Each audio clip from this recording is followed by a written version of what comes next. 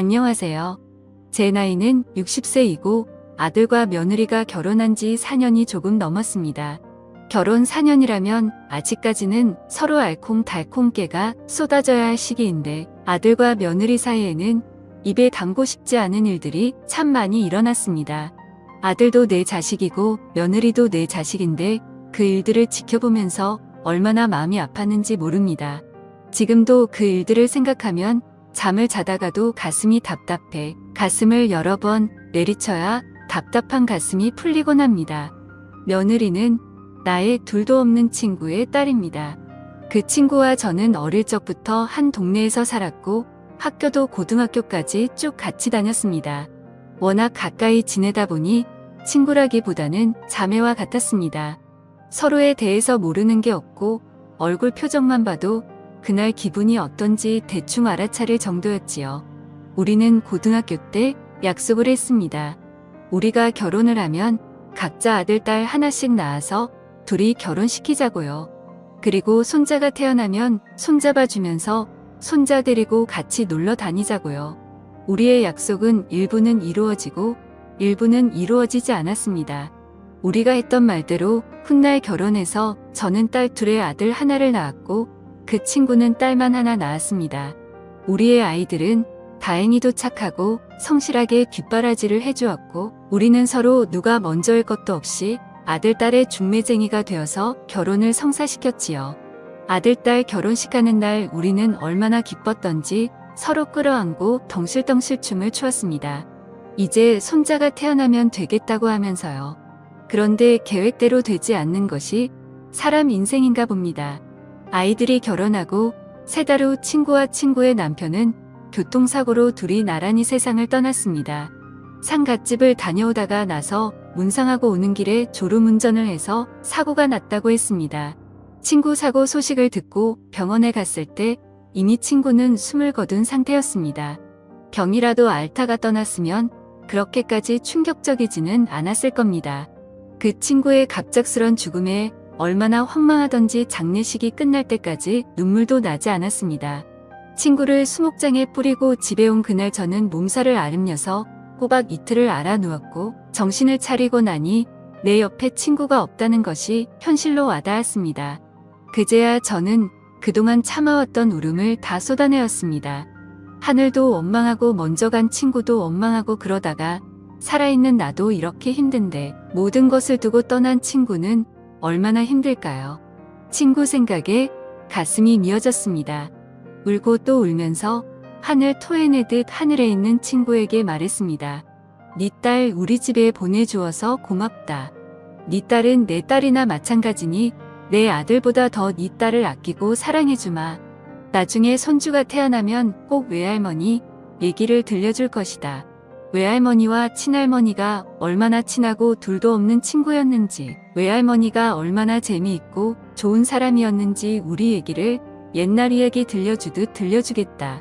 친구에게 얘기하면서 그 약속을 꼭 지키게노라며 저는 다짐하고 또 다짐했습니다.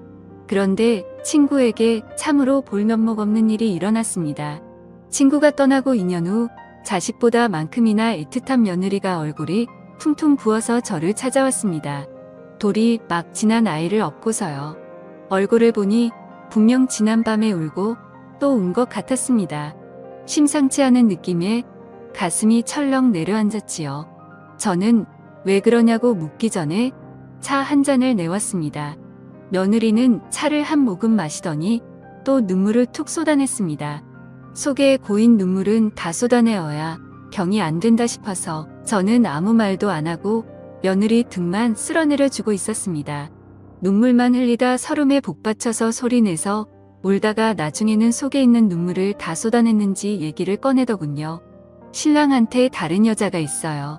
그만두라고 했는데 점점 더 깊어지는 것 같아요. 아무리 얘기해도 듣지를 않아요. 저 어떡하면 좋아요. 너무 힘들어요. 혹시나 했는데 나쁜 예감은 그대로 현실이 되었습니다. 제 심장이 엄청 쿵쾅거렸지만 저는 티내지 않으려고 애쓰면서 물었습니다. 어떻게 알았느냐고요? 며느리 말로는 아들이 다른 여자와 바람이 난 지 꽤 오래됐다고 했습니다. 처음에는 눈치를 못 채고 있다가 어느 순간부터 아들이 카카오톡에 올려놓은 가족 사진들을 다 삭제하더랍니다. 마치 결혼을 안 한 사람처럼 혼자 있는 사진만 계속 올려서 느낌이 이상했다고 하더군요. 그 후로 며느리가 아들을 유심히 관찰하게 됐는데 옷 속에 가려져 보이지도 않는 털을 없애기 위해서 병원에도 들락거렸는데 알고 보니 은밀한 부위에 난 털까지 레이저로 싹 없앴다고 했습니다. 그 모습을 보고 며느리가 너무나 놀라서 바람이라도 난 거냐고 물었더니 아들이 펄쩍 뛰면서 바람은 무슨 바람이냐며 요즘 그게 유행이라서 털을 없앴다고 말했답니다. 머리털은 유행 따라 기를 수도 있고 빡빡 밀어버릴 수도 있지만 그곳에 털을 없앤다는 말은 처음 듣는 소리라 참으로 괴상스럽다 생각이 들었습니다. 그래서 현장을 잡았느냐 뭐하는 사람이냐 가정은 있느냐 물어보니 상대는 커피숍을 하고 있는데 가정이 있는 여자이고 아이도 있는 것 같다고 했습니다. 현장을 잡은 것은 아니지만 평소에 아들이 전화기 여는 방법은 눈여겨봐두었다가 전화기에 저장되어 있는 사진과 동영상을 다 확인했다고 했습니다. 어떤 사진이 있고 어떤 동영상이 있더냐 물으니 며느리는 따로 저장해 두었던 사진과 동영상을 열어서 보여주었습니다. 정말 낯이 뜨겁고 죄를 짓는 것 같아 끝까지 쳐다보고 있을 수도 없었습니다. 제 안사람을 두고 바깥에서 딴짓하는 것은 꼭 제 아버지를 빼다 박은 듯 싶었습니다. 애 아버지도 젊을 때 어지간히 여자 문제로 제 속을 썩혔습니다. 저 몰래 살림을 살고 있는 여자도 있었고 술집에 갈 때마다 매번 함께 술을 마시는 여자도 있었습니다. 술집에 있는 그 여자는 남편이 술이 취해서 몸을 가누지 못하자 우리 집까지 당당하게 찾아와서는 안방이 어디냐고 묻고 술 취한 남편을 안방까지 들어와서 눕히고 갔습니다. 그러고는 남편을 여보라고 부르면서 내일 보자고 하더군요. 어찌 그리 뻔뻔스러운지 그걸 보고도 당시에는 등신처럼 남의 남편에게 그게 무슨 말인지 한마디도 하지 못했습니다. 그런데 술집 여자를 만나는 것은 얼마 못 가 시들해졌고 진짜로 바람피는 여자는 같이 살림을 사는 여자였습니다. 여자가 생기고 난 후 남편은 집에도 잘 들어오지 않고 거의 그 여자 집에 살다시피 했습니다. 시장에서 장사하는 여자라는 소리를 듣고 물어가며 찾아갔더니 대낮부터 둘이 역겨운 짓을 하고 있었습니다. 설마 하다가 현장을 직접 보고 나니 세상 살고 싶은 마음이 하나도 없었습니다. 그때 죽어버리려고 잘못된 생각도 했었지만 사람 목숨이 질겨서인지 친구를 잘 둔 덕분인지 지금은 하늘로 가버린 그 친구가 저를 제일 먼저 발견하고 어디서 손수레를 하나 끌고 와서는 나를 태우고 병원까지 힘 닿는 만큼 달려갔습니다. 그때 기억으로는 정신줄 놓지 말라고 죽으면 안 되니까라고 계속했던 것 같습니다. 결국 그 당시 위험한 고비를 겨우 넘기자 친구는 무작정 그 여자한테 찾아가서는 나 대신 그 여자 머리채를 뜯어놨습니다. 그날 친구 머리도 한 움큼 빠지고 그 여자 머리도 한 움큼 빠지고 또 여자가 싸웠다는 소문이 온 시장에 쫙 퍼졌어요. 그렇게 죽을 고비를 넘기고 나니 애 아빠도 정신을 차렸는지 어쨌든 집에 들어오지 않는 일은 없었습니다. 남편이 다른 여자를 만난다고 해서 하늘이 무너지는 것도 아니지만 그 비슷한 마음이 든다는 것을 그 누구보다 잘 알기에 며느리의 이야기를 듣고 나니 가슴이 미어지는 듯 했습니다. 제가 잘못된 생각을 했을 때 제 친구가 저를 살려주었듯이 이제 내가 내 며느리를 살려주어야겠다 생각했어요. 나는 며느리 손을 꼭 잡고 걱정하지 말아라. 조만간 끝내러 가자고 했습니다. 이런 외도는 길어봐야 좋을 것 하나도 없고 가만히 있으면 너를 만만하게 보고 서로 당연한 듯이 만나고 다니게 된다고 해. 내가 다 알아서 할 테니 너는 언제 만나는지 약속 장소만 알아내고 너는 내 뒤만 따라다녀라 했죠. 아들한테 들키지 않게 조심하고 일단 현장을 잡자고 했습니다. 며느리를 보내고 나는 이 일을 어떻게 할까 밤잠을 설치고 고민했어요. 그리고 이틀 뒤 주말에 약속이 잡힌 것 같다고 며느리한테 연락이 왔습니다. 나는 애는 시아버지한테 맡기고 같이 움직이자고 했죠. 주말 아침 일찍 며느리는 우리 집으로 왔고 우리는 차를 타고 아들 집 앞에 기다리고 있었다가 아들이 떠나는 것을 보고 며느리와 함께 아들 차 뒤를 따라갔습니다. 어떤 아파트 입구에서 여자 하나를 태우고 가더군요. 마치 어머니가 뒤따라가는데도 그 녀석은 모르더군요. 1시간 정도 차를 타고 가더니 둘은 점심을 먹고 커피까지 마신 뒤에 모텔로 들어갔습니다. 나도 며느리와 함께 모텔로 들어갔어요. 아들의 차가 주차되어 있는 것을 보고 모텔 주인을 찾아갔네요. 방금 들어간 애는 어디로 들어갔냐고 물었더니 알려줄 수 없다고 하더군요. 모텔 운영의 철칙이라고 했습니다. 그래서 당신께서 제가 지갑에서 돈 10만 원을 꺼내어 주인에게 건네며 말했죠. 이거 받고 난 뒤에 사람 하나 살린다고 생각해 주세요. 며느리와 아들이 바람난 현장을 잡으러 왔어요. 지금 빨리 안 잡으면 젊은 사람들의 인생이 끝날지도 모르겠어요. 내가 왜 내 아들 외도 현장을 잡으러 왔을까요?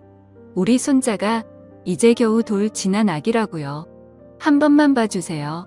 그러더니 주인은 매우 난감한 표정을 지으면서 그래도 안 되겠다고 하더군요. 자기가 이렇게 알려준 게 소문이라도 나면 손님 다 끊긴다고 말하면서 말이죠. 그래서 제가 10만 원 더 주면서 말했어요. 결코 어디 가서 이 집에서 알려줬다고 말하지 않을 거예요. 내 아들 일이니 가족끼리 조용히 처리할 겁니다.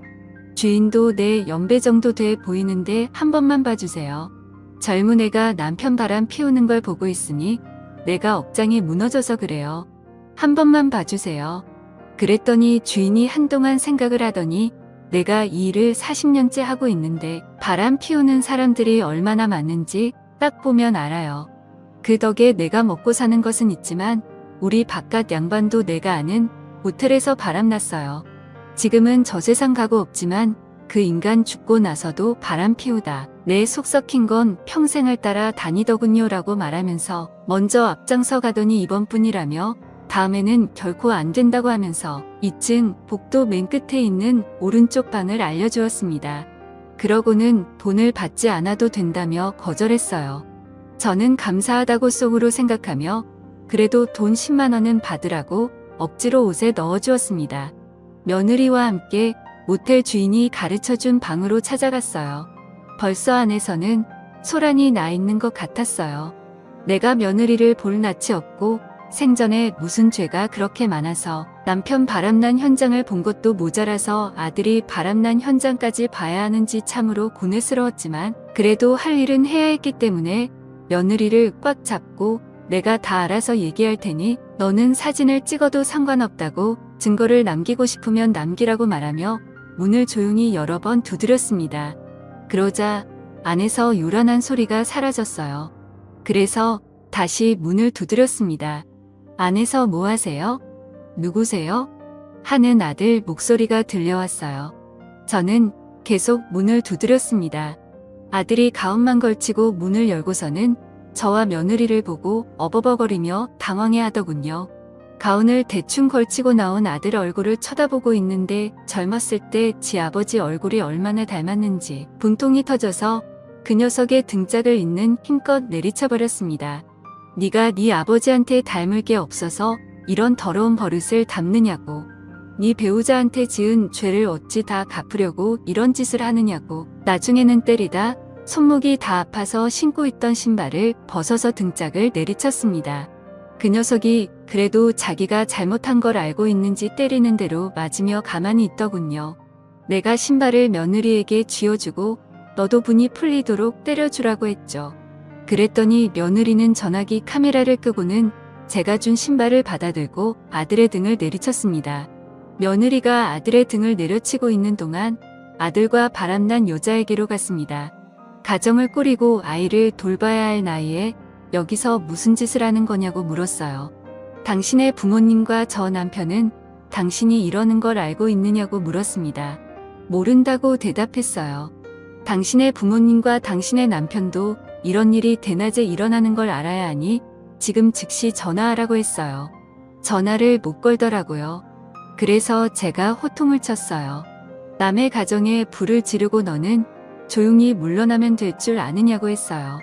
지금 당장 전화하지 않으면 나는 당신을 찍은 사진을 들고 지금 경찰서로 갈 거라고 했어요.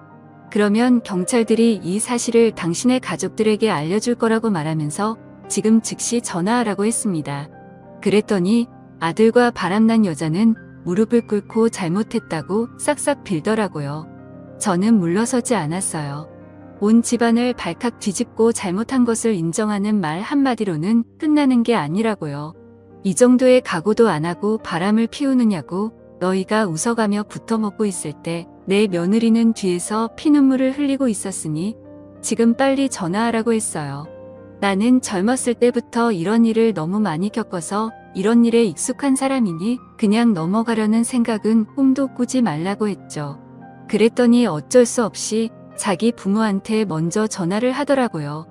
그냥 전화하지 말고 영상통화로 하라고 했어요.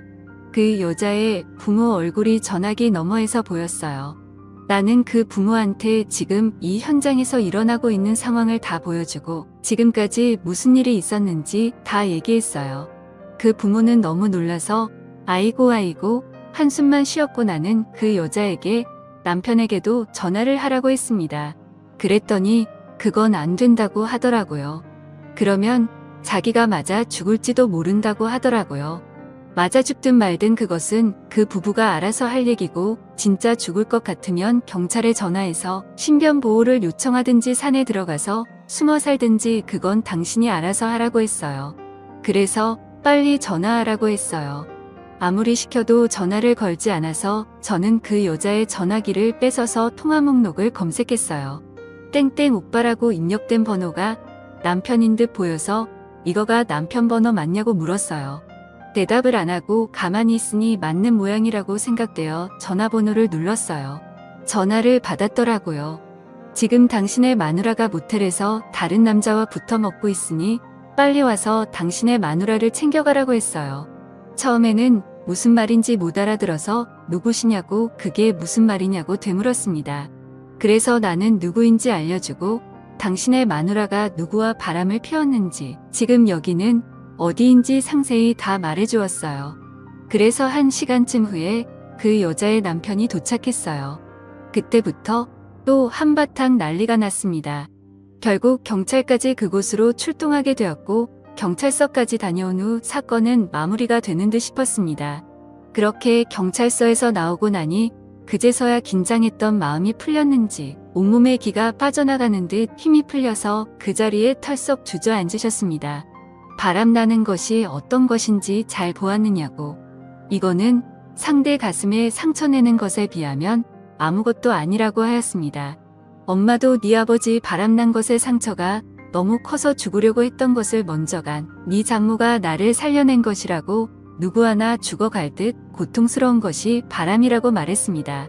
그렇게 믿었던 사람이 바람을 피우면 죽지 못해 살아. 그리고 평생 죽는 것만큼 괴롭고 고통스러운 것을 왜 몰라.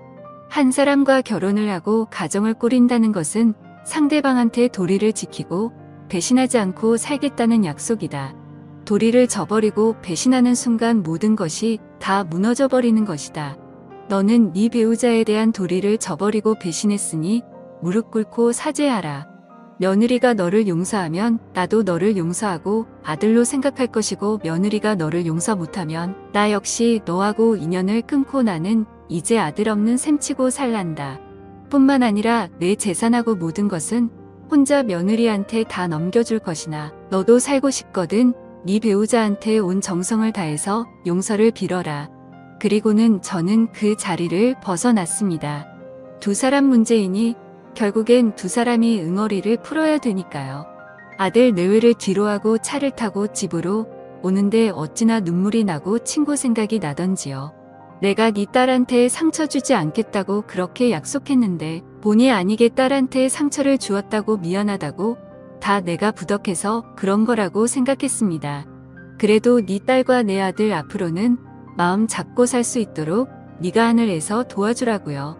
이대로 끝나면 그 상처는 평생 가지만 둘이 힘을 합쳐서 살아가면 그래도 그 상처가 아물기는 한다고요. 네가 도와달라고 친구한테 부탁하고 또 부탁했습니다. 저는 그날 집에 와서 알아 누웠습니다. 온몸에 기가 다 빠져나간 것 같았습니다. 그리고 한 2주 동안은 잠잠했습니다. 아들한테도 며느리한테도 아무 연락이 없더군요. 저도 연락을 하지 않고 기다렸습니다. 둘이 현명하게 잘 해결하리라 믿고요. 그랬더니 아들하고 며느리가 나란히 우리 집에 왔습니다. 둘이 얘기를 잘 끝냈는지 한 번은 눈 감고 넘어가기로 했다고요. 그리고 앞으로는 평생 서로만 바라보겠다 각서도 썼고 아들이 받는 월급은 며느리한테 다 넘겨서 앞으로 아들은 용돈만 받아 쓰겠다고 하더군요. 그리고 마음 다잡는 의미로 차도 놔두고 대중교통 이용해서 회사 다니겠다고요. 아들 내외는 지난 주말에 장모가 묻힌 수목원에 가서 장모한테도 사죄를 하고 왔다고 했습니다. 다시는 이런 일 없을 테니 용서를 해달라고 했다고요. 그 얘기를 들으니 가슴에 탁 걸려있던 돌덩이가 내려가는 듯한 느낌이 들었습니다. 저는 아들 내외의 손을 잡고 내 새끼들 잘했다라고 같은 소리를 10번도 더 해주었습니다. 상대 쪽에서는 이혼하고 우리 아들을 상간남으로 소송을 걸었더라고요. 결국 만져보지도 못한 돈 2천만 원을 대출받아서 위자료로 넘겨주더군요. 그 또한 당연히 달게 받아야 할 벌이다 싶어서 아들이 해결하도록 주었습니다. 아들은 월급은 며느리한테 넘기고 저녁에 퇴근하고 대리운전까지 하면서 고생을 하면서 대출금을 갚고 있습니다. 한번 잘못된 선택을 해서 안 해도 될 고생을 하고 있는 것이지요. 바람이라는 것이 참 그렇습니다. 저도 겪어보고 주변 사람들 바람 피는 것도 보니 바람은 순간적인 실수로 지나가는 악몽과도 같더군요. 그 순간에는 바람이야 부드럽게 불어와서 정신을 차리지 못하지만 지나고 나면 그 세월이 너무 허무하고 그렇게 부드럽던 바람은 칼바람이 되어 불어왔습니다. 칼바람이 불고 난 뒤에는 후회해도 이미 늦은 때이지요. 칼바람에 주변 사람들이 다 상처를 입게 되니까요. 그런 것도 모르고 불나방처럼 불길로 뛰어드는 사람들이 많은데 세상의 모든 사람들이 우리 아들처럼 어리석은 선택하지 말고 부디 자기 가족 챙기면서 잘 살기를 바랍니다. 감사합니다.